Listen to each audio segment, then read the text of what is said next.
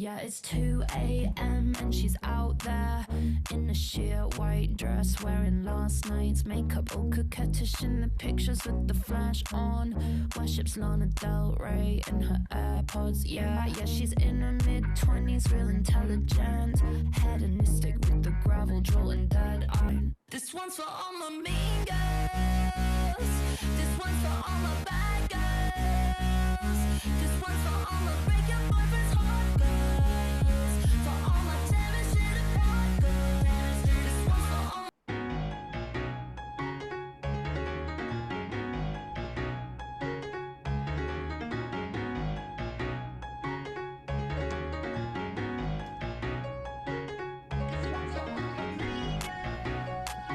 This song is ferocious. I don't know where the piano came from, but it was genius. I was out to lunch when I was giving this my first listen last Friday, and I will always have this memory now. I was 2 songs before Mean Girls. I sat down, I had my lunch at this restaurant that I've been meaning to try for a really long time, and it was phenomenal.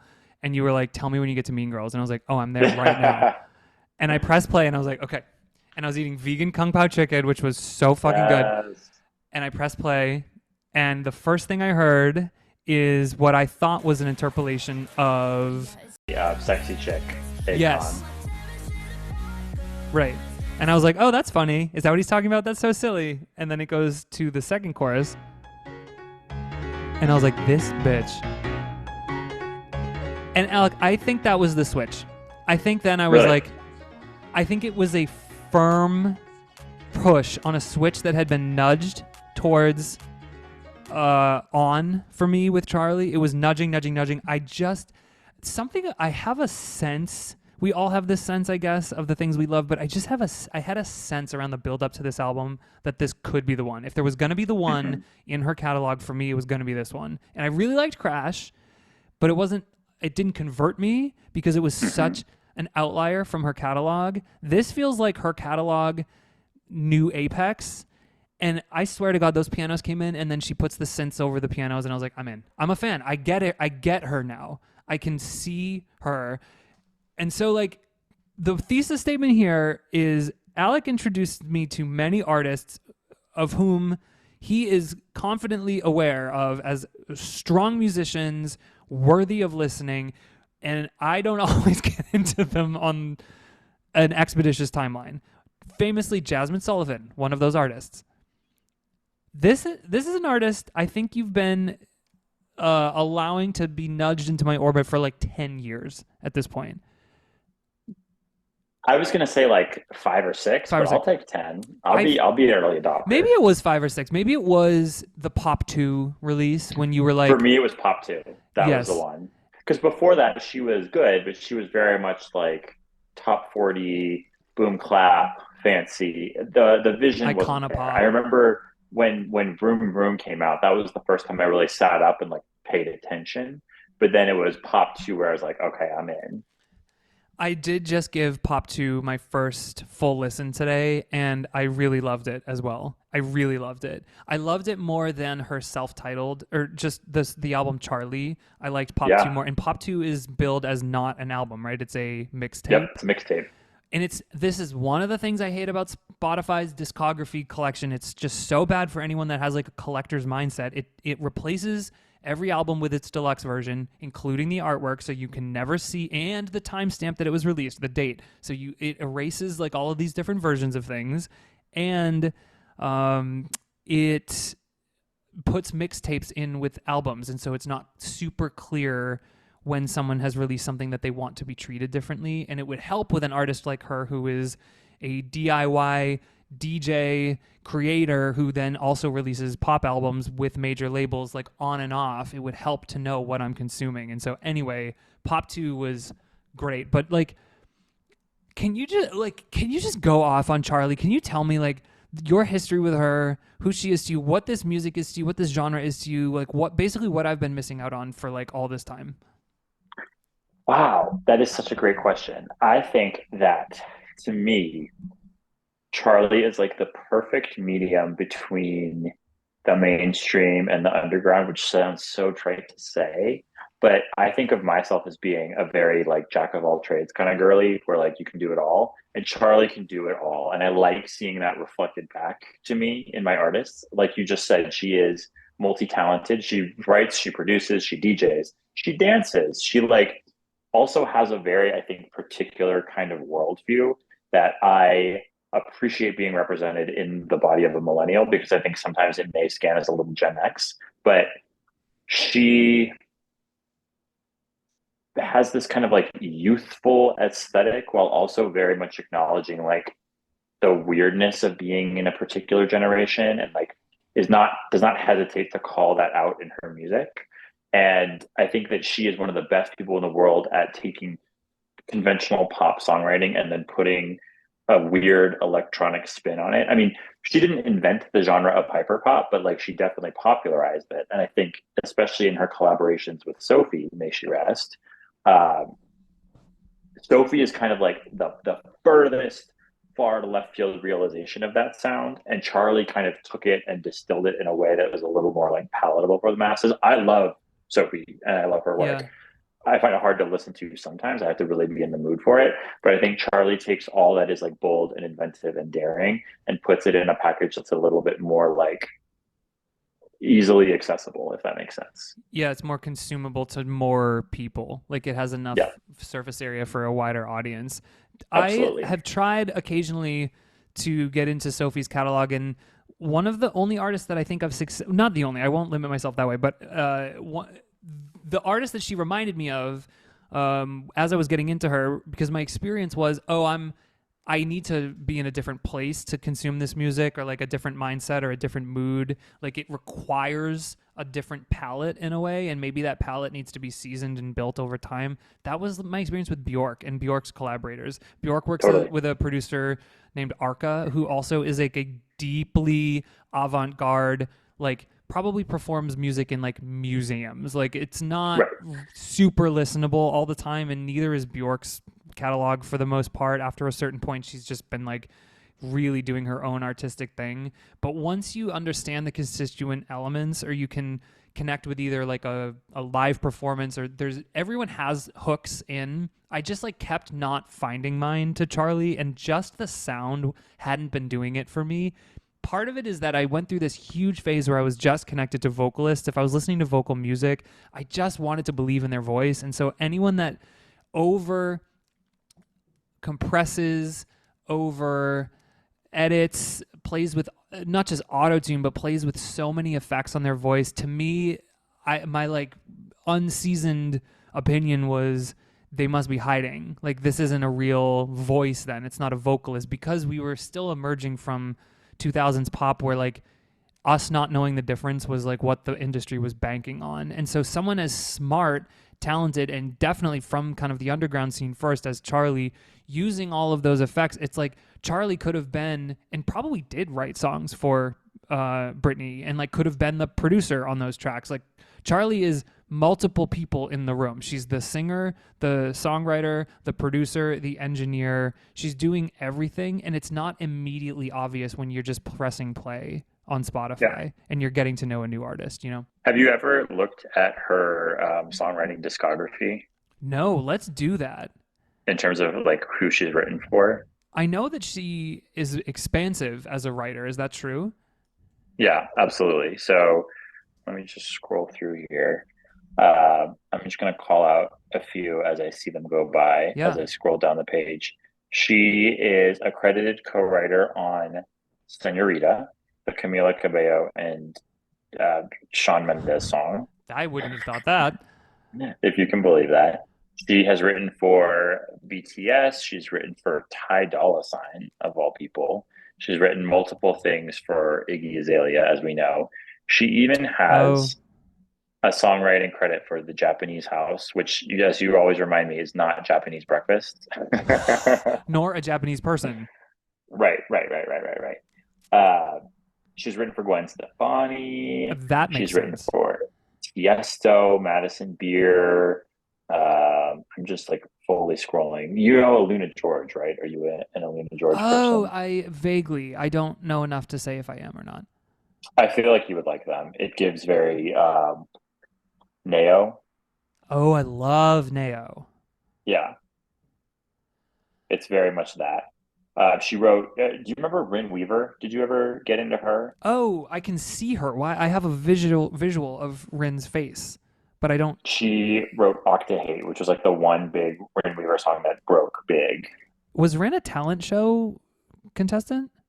I don't think so. I think she was just a total random. So Charlie also wrote "Same Old Love," Selena Gomez, and it is actually her voice that's on the chorus. It's not Selena singing that Oh, chorus. that That's checks Charlie. out completely. Yeah. I think I'm almost at the bottom of the page. But she's been in a lot of writing rooms and she's done a lot for a lot of different people. So like she clearly has the chops. And her collaborators are span across kind of like the indie artist or alternative space, whether they're on major labels or not. So like I remember Right. the era when she released Charli. So Charli came out in 2000. My brain is going to say 17, but no, it was 19. And she was collaborating with Christine and the Queens, which I think she's done a few times. Yep. Sky Ferreira, Kim Petras, Haim, Tommy Cash, Lizzo, like Big Frida, Cupcake, Brooke Candy, Yeji, Clairo, Troy Sivan. I mean, this is a run-up of basically every indie or alternative electronic pop adjacent act at the time. That's like all of them, or it's a lot of them. And so sometimes to like find my place, I just look at who they're working with, and it's like, okay, I like their peer group. There's not maybe necessarily someone on that list that I would like, let's say like fly across the world to see touring. Right. I really like Christine and the Queens at the time. I really liked her. I'm now much more of a fan of Troy Sivan. Big Frida's great. I'm actually a really big fan of Yeji. She's probably my favorite on this list, and I'm a growing fan of Clairo. But it did seem, she's definitely like, her peers are indie alt artists. Those are all artists that are like maybe not as many roles as Charli is in the room, but definitely interested in being like received on their artistic merit. 100%. And I think I had always liked her, but what really won me over was weirdly the documentary that she produced about her pandemic album. I remember watching that, and that album's good. It's not my favorite thing by her, but I enjoy listening to it. But I remember just really being won over by her persona, just who she is, and the way that she approaches making music, the way that she relates to other people, her weird situationship with that guy she was kind of with for 7 years, the way that she, on a whim, kind of said that she was going to drop an album after a month in the pandemic and then like intensely regretted it every day because she was like stressing so much about it and didn't think it would be done in time. Like those are all intensely relatable things. And she did it. Just remember, right, and she did it. She still did it. I just remember being extremely charmed by her and extremely like, I see myself in her in some ways. And not to mention the fact that of the trio of pop stars that are born within a month of me, have I ever told you about this? No, there are please do. 3 very big names who are born within a month of me. Charli is one of them. She is 19 days younger than me. And the other 2 in that kind of zone are, you're going to laugh, Selena Gomez and our fave, Demi Lovato. Oh, what a group. So if that's my little trio that I get to pick from that were born along with me in the summer of 1992, I'm picking Charli every time. So like she's my soul sister in that regard too. So I always felt a weird kinship with her. I really like that. I didn't know that. So you all are like basically the same age. You're experiencing life at a pretty similar clip. I remember thinking that way a little bit about Adele. We're similar ages, and as she was releasing albums, of course, in the name of the age that she was when she was writing them, I remember being like, wow, we're really going through life together, even though like we'll never know each other and potentially, and like she's experiencing things in a very different world than I am. But I remember being like, it's cool to grow with an artist and to like mark life with them. And so like if Charli's going to release a body of artistic work during the pandemic, then you're like, if anyone's going to do it, I'm probably having a similar experience to Charli right now. I'm more similar to her. I also didn't know that. I knew the documentary, and I remember you telling me about it, and I remember that being a push. You were like, now might be the time for you. You were like, this doc is great. You were like, it shows her and it shows her process. And I remember watching it, And still at that time, the doc was really cool. Also, that's an amazing feat. That's like I was just listening to a podcast on, I think it was Soda Jerker, which is like an Irish or Scottish or British based, I think, focus on songwriting podcast, and they featured Feist specifically around Multitudes, which is her newest album, which is maybe my favorite thing she's ever done. I just saw the tour. It like actually changed my life. It was extraordinary. It was very, very emotional. She's a prolific songwriter, and they were asking her about songwriting, and she said she sometimes opts into like song a day, which apparently is a thing in the like songwriting crew that's like Beck and her and like that kind of people. And I think it's more of an LA thing, and they'll do it. Maybe they're writing for a new album, or maybe they just have a lot of cobwebs on, and they'll just like go write a song a day. And it is so grueling that she's like, I've had to opt out after 3 days sometimes if I'm not ready. And that's kind of what you're describing with Charli, is she's brave and bold enough to sign up for a commitment like that, but then is like, I'm gonna tell you that it sucks through it and like give you the real. But my hang up was still, she was in this room, this like really beautiful house. I don't know if it must have been her house at the time. And she's singing into a mic. It's literally, it looks like this. And like what's coming out is this like intensely affected auto-tuned thing. And I remember being like, I don't get this. Like what, why? Right. Why not just sing if you can sing? Yeah, it's a valid question. But what I've now come to realize through Brat and through Crash is that you told me this at the time. Your response to me saying that 4 years ago was she uses her voice like an instrument, and she, as an electronic artist or a DJ, manipulates all sounds with the same level of like abandon. She's turning all the knobs, she's mixing live, and that started to change my perception of her voice. And then something about this Brat lead up, I've been listening to the song Von Dutch probably the most of the singles. That song hits so hard. It hits so hard, and I have the benefit of being in these rooms with these massive speakers for fitness, and like when something hits on those, I'm like, I get it. It's like a club basically. And then I saw a live performance, a snippet of a live performance. It couldn't have been simpler. It was her in a fucking cool outfit walking from the back, just walking to Von Dutch. And it was just her energy. It was the way she was zoned in, fully inhabiting the space. I needed about 3 seconds of that before I was like, I get it.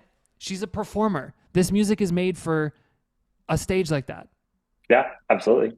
She's a performer. And the other thing I love about her is that she knows her references, and she will deploy them in just the perfect way. And what is making me think about that right now is the way that she had Chloe Sevigny come out at the end of the 360 video. Like, to me, that was like the perfect distillation of like her kind of it girl persona that she's putting on. Right. The vibe and the aesthetic of the music, like calling back to the 90s. And like, I saw Chloe Sevigny get out of that car with a cigarette and flick it, and I was like, yes, that's it. Like, I don't know how to put it into words, but like that is the whole package, right? Whatever it is, it's that. Yeah, she definitely understands music, and in the context of art, she's more of an art thinker, it seems to me, in that she, like exactly like what you're saying, she's not afraid of using many mediums and being very openly expressive and creative in using them to get things across. So I think like if anyone else has had this experience of like trying to get into her music or just hyperpop in general and struggling just at the audio level, I think you have to diversify how you're consuming it. Like you have to watch the doc, you have to watch her live stage performances, you have to see her videos that she's producing and probably writing all the treatments for to get. And I have had to watch some interviews with her, and I love the way she talks, and she's really funny, and she's very, very grounded. Like hyperpop can sometimes be very manic. Her genre is kind of like you have to turn it off and take a deep breath sometimes. She doesn't come across that way at all. And knowing all of that has like helped me understand her music as art. So like my suggestion to anyone that struggles is like diversify, find more roads in and see it with your eyes and your ears and like feel it. And maybe, I don't know, that's at least how it's hit me. And now that it's hit me, I'm like voraciously consuming it. I get it now. And I like ate Pop 2 for breakfast this morning. I just started like a new contract job. And as soon as I got off my one call, I was like, Pop 2, let's go. I'm going to start.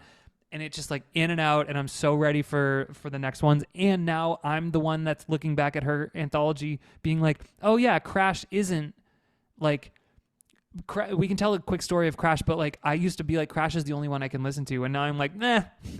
Crash. Yeah, totally. Like I get why because it so much more closely resembled what else was out there. Right. And she actually pretty quickly disowned it after she released it. Not disowned it, but said, "Oh, that's not the kind of music I want to be making." Yeah, she kind of disavowed it. Yeah, she like. Right. So the story of. Do you want to tell the story of Crash? I'm sure you know it better than I do. Crash was the 2022 album, 21. It was the first post-pandemic album. What I've read, just jump in, correct me if I'm wrong on any of this lore, because of course now I'm like going through the Wikipedias and I'm learning more about her. Crash was meant to be, number one, her final album in her initial deal with Atlantic Records, I think. And so like sometimes what artists will do to get that last piece done is something very left of center because they just need to get it out. And that's what she chose to do. It was actually dead center, which for her was left of center, meaning it was like a pop album, like a mainstream forward pop album. Other artists that have done funny things to get out of their contracts would include like Frank Ocean, who got out of the contract that he was initially in with he released the 2 albums in 2016, and the first album was Endless. I'm probably going to tell this story wrong, but Endless came out as like a video focus. It wasn't a visual album. It was just like a streaming video of him in like a black and white workroom, and the music was ambiently playing. It wasn't ever chopped up into songs and released as an album. That fulfilled his contract. Then like 2 weeks later, as a big fuck you to his record label, he released Blonde, which was much more of a traditional artist album with like 20 divided songs. So just to paint the picture that apparently when artists are trying to finish their contract, sometimes they like do a tongue-in-cheek or like a more of a like fuck you thing to the labels. And Charli decided to make the most mainstream consumable pop album she's ever made, which amounted to Crash. Now, Crash itself, the name is taken from a film. I think the film Crash by the same name, and like she describes it, of course, much better than I will. But it has. Do you know the like lore of the subject matter of it? Yeah. So I've never seen Crash, and it actually at first I thought she was talking about the terrible, what was it, like 2006 movie with it was like the ensemble cast, the movie that beat Brokeback Mountain for the Oscar. Yeah, Crash. It's the one where Sandra Bullock was like a shitty white woman who eats shit down the stairs. Have you ever seen that one? That's a different Crash. Oh, that's not the Crash we're talking about? That's not this Crash. No, she's talking about a Crash that came out in the 90s. No. And I thought it was that film. No. Oh my God. Okay. Sorry, everybody. Please continue. So she is referring to a movie from 1996 where basically like the gist of the movie is that this guy, who I think he's like a film producer or a music producer or something, he gets into an actual car crash, and then he becomes like aroused by seeing car crashes and other disasters happen. So it's like, it's a very much more like psychological, like arousal based kind of psychosexual drama, I guess. I'm not even really sure how to put it, but it's about being aroused by like disaster. Destruction. And right, exactly. And the cover art and the deluxe cover art are her bloodied up in a bikini, like sexualized on the broken glass of a car, basically. Like she just got hit by the car, and she's like sexing it up. So I never understood that. Yeah. So but the other piece of lore about this album is that she started sessions for it pre-pandemic, and she was fully like in the studio writing, recording for it. And then the pandemic happened. She put all those sessions on hold because she couldn't do them, obviously, at least in person. Right. The How I'm Feeling Now album came out really, really quickly. And then as soon as she released it, she was back to work on what she called her like Janet album, because the whole point was that she was going to be like hypersexual. She for the first time in her career used an A&R person, which, like, to the best of my knowledge, as like a bit.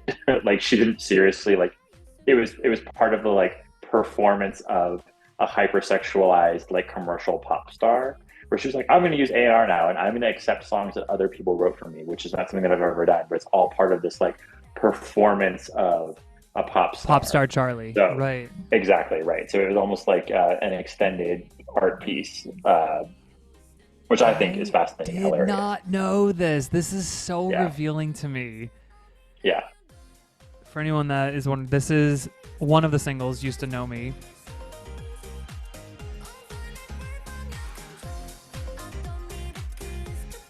Very much the house thing. Yep. Very 90s. It sounds like Robin S. Is that right? Yes, it is. It's a sample. She used a lot of samples on this album. They also did... what was the sample on the song she did with Rena? Beg For You? That's another famous sample. Oh, yes.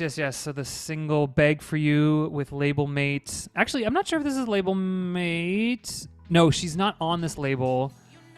She's now getting married to the drummer of the 1975, who then probably co-owns the Dirty Hit label.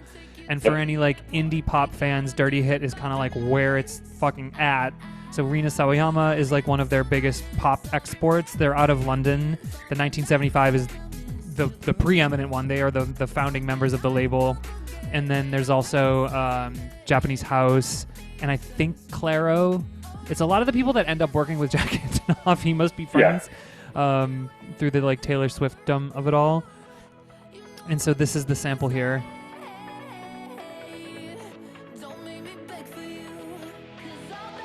Don't leave me this way. I don't even know what that song is. But it's totally a sample. It's something famous. Is. It's very like Becky Hill, Anonymous. You know the hook, but you have no idea who's singing it. I wish we were live and someone could like... For you.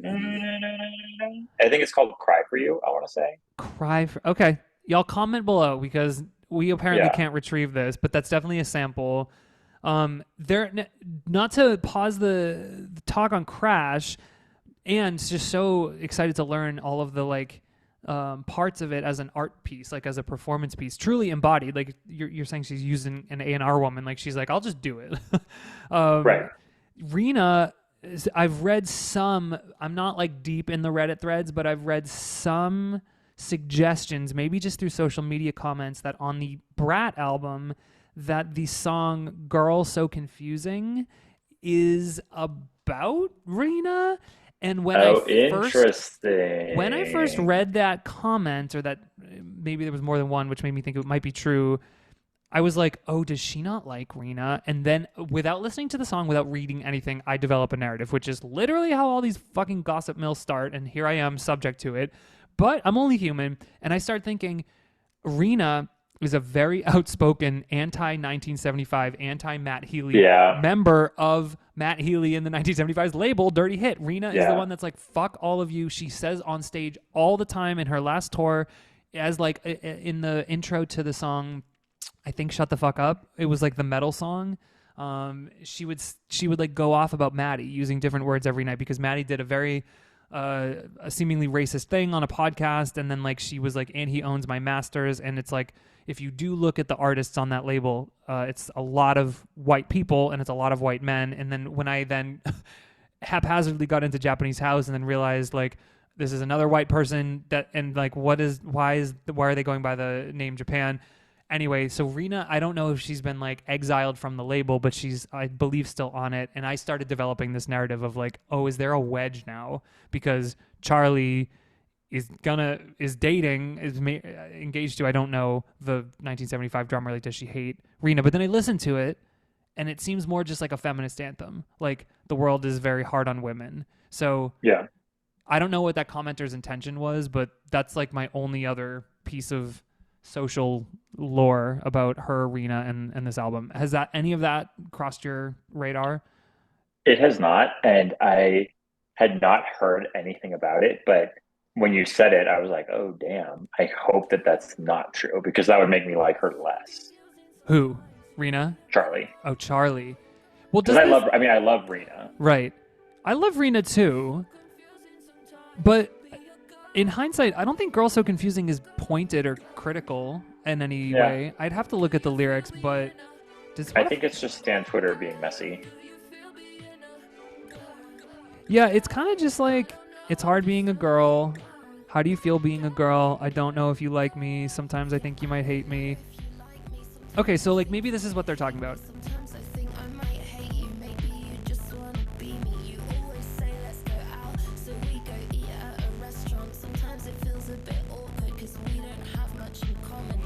Okay, I'm kind of wrong. This is pretty pointed. So it's maybe you just want to be me. You always say, let's go out. So we go eat at a restaurant. Sometimes it feels a bit awkward because we don't have much in common. People say we're alike. They say we've got the same hair. We talk about making music, but I don't know if it's honest. Can't tell if you want to see me falling over and failing. And you can't tell what you're feeling. I think I know how you feel, girl. It's so confusing sometimes to be a girl. Interesting. Damn. When I heard it and I like glanced down at the Spotify lyrics the first time, I thought she was just kind of like looking at her like female comrade being like, I'm on a date, and she's describing the man that she's on the date with. And she's saying like, oh girl, like I hate this guy. Everyone thinks that we're similar. And then I sit down with him and he doesn't know anything. But she's saying everyone thinks we have the same hair. Yeah. So maybe that is about Miss Rena. Speaking of Twitter, I literally just opened it to search on this, but I did not see anything about this specifically. But one of the first tweets that popped up on my feed was someone reposting chart data information about Brat. Oh, let us know. Apparently, according to chart data, Brat is aiming for a number 4 debut on the Billboard 200 with over 60,000 units in its first week, which will be, if that holds, it would be almost double the Crash debut. Would be her highest charting album, and it would be like in the ballpark as Dua, same ballpark as Dua. In the same ballpark as Dua's last, like Radical Optimism. Yes, Radical Optimism. Yeah. Whoa.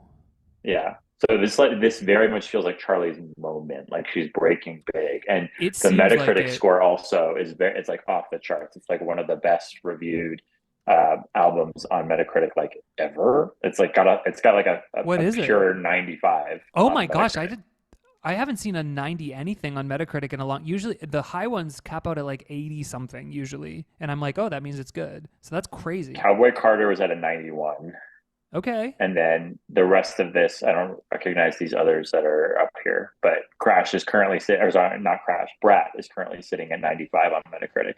And Pitchfork liked Brat also. Pitchfork reviewed it very quickly, which might even mean they got an advanced release, because if they don't get an advanced release, they take 3 days usually, in my observation. But they released this right away. 8.6, best new music. With her 6th album, Charli XCX transcends all narratives and delivers a hit. Brat is imperious and cool, nuanced and vulnerable, and one of the best pop albums of the year. And I think you sent this to me, but The Guardian gave it 100. The Guardian was all 5 stars, and it wasn't Alexis. It was someone. It was so obviously not Alexis, because he usually does the pop albums, that the footnote said, "This is not Alexis. He's out on break." Or something. So I don't know if his stand-in felt pressure to review it well, because he was like, "This is going to be the biggest album," but the critics have spoken so far, at least, saying that this is a great album. And my even unseasoned ears to her, to this genre, to this kind of world of like pop art, electronic underground DJ interface, I also love it. Like, I think it's fantastic. There were so many parts of it that I loved. So this may well be her breakthrough, which a breakthrough is hard for me, because as soon as the artist breaks through and starts playing stadiums, I'm like, eh. Well, okay, funny you should mention that, because she will be playing arenas with Troye Sivan this fall. And actually, I'm curious now whether this album release is going to goose the sales, because when the tour originally went on sale, they were not selling out those arenas. There were a lot of tickets to be had. Oh, really? Yeah. Were you seeing like that, lot of with your own eyes, or were like Twitter yeah, people? I mean, like, well, let's see. I'm going to go look at it, because if I were to go, I would probably have to go in Denver or Phoenix, and I'm just curious how she's selling there. I'm sure she's selling out Los Angeles, but I would fly to a mutual location to see this with you. I would really love to see this tour, and I think this would be really fun, because this is like I like to see the artist right when I'm like the most into it, and this is like a connective artist between the two of us. I would love to do that. So there are a lot of so they have actually been selling a lot better now since this album came out, because I was looking at these earlier and there was like a lot of blue, but now there's a lot less blue, but you can still get, I mean, if you're sitting up in the nosebleeds, you're paying 55 plus fees, which is quite reasonable. That's nothing. What? Yeah. And then if you are on like the mezzanine level or whatever it's called, like not floor, but immediately above floor, if you're offset of center, you could pay under 100 and be on that level. You could be paying 95 plus fees. I would pay 95 plus fees to be on. With those tiers, I would consider being on the floor or something, because I'd be like, well, then fuck it. The floor is at 275. All right. So that's a little, Yeah. It's a little much. Okay. Mezzanine sounds cool. Also, I have nothing really against nosebleeds, but the mezzanine is better. Yeah. I mean, good for her and him. Both of them, neither, I should say, are American. He's from New Zealand or Australia. Yep. Or he's South Africa, I think. Oh my gosh. Okay. But he lives in New Zealand? I saw his architectural digest. His house is so beautiful. Oh, yeah. And she's from the UK. And for them to be co-headlining an alt indie electronic pop tour called Sweat, under the kind of theme of sweaty, dirty club, and for them to be doing well, that's very exciting. Yeah. It seems like they're the same, let's say, I don't know what the word would be. If Dua is a little bit crestfallen right now and her sales reflect it, and that same gust of wind is bringing Charli and the likes of Charli and Troy up, I think what that might signal is that we're over hyper glossy, very manufactured, packaged pop, and we're now it's in a way the thing that brought us through and out of the pandemic with just pure sugary joy is worn off, and we're we want real shit again, or we want to feel some grit and some perspective, which I think Dua doesn't always seem to have. And Charli is maybe this is the perfect time for her to come through with this very alternative underground to the mainstream thing. And it's not that alternative, 100%. I guess, but 100%. Well, go Charli. Yeah, she's doing the thing. Are there any other highlights in Charli's either discography or story or anything fun about her that compels you towards her? Well, it's funny you should ask, because I think I briefly mentioned her weird on again, off again situationship with a boyfriend of 7 years before she was engaged to this 1975 drummer. And the guy is a total nobody, truly just guy off the street that she knew from forever ago. And you saw the docs and you saw kind of the weird dynamic they had, but they were living in the same house together. And it's oh, we've been together for 5 years, and this is the first time we spent more than 6 days in a row in each other's presence. And that's just an example of the intense millennialism I feel from Charli, where the way that she lives her life, the way she moves through the world is not at all conventional, and it's not it just feels like she's a searcher. She's always looking for something and going from one thing to the next thing, just looking. And I very deeply relate to that. And that's one of the other reasons that I like her. I don't know. She has the je ne sais quoi, as she says in the 360 music video. Yeah.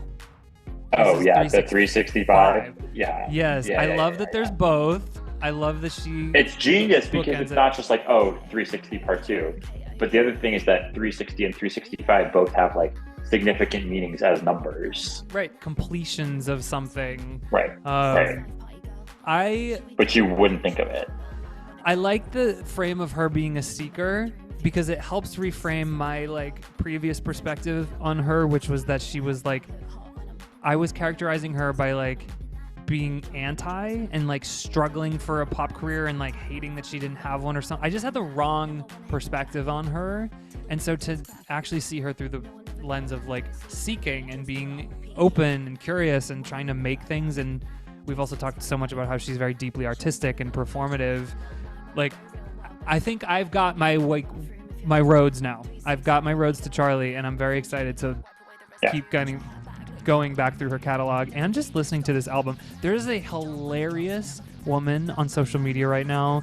She's a record store clerk in Philly or Greater Philadelphia. Has she come across your timelines at all? I haven't seen her. She has dressed in the Brat color neon green all the lead up week and since, and she has an entire wall in the store dedicated to Brat, and she's just screaming how much she loves Brat, and every day she realizes that she's gone viral, and now she's like buying more green clothes and stuff. And I would love if like if Charli kind of like Beyonce style, like put this woman's videos in her tour, like if she put her on the Megatron or something.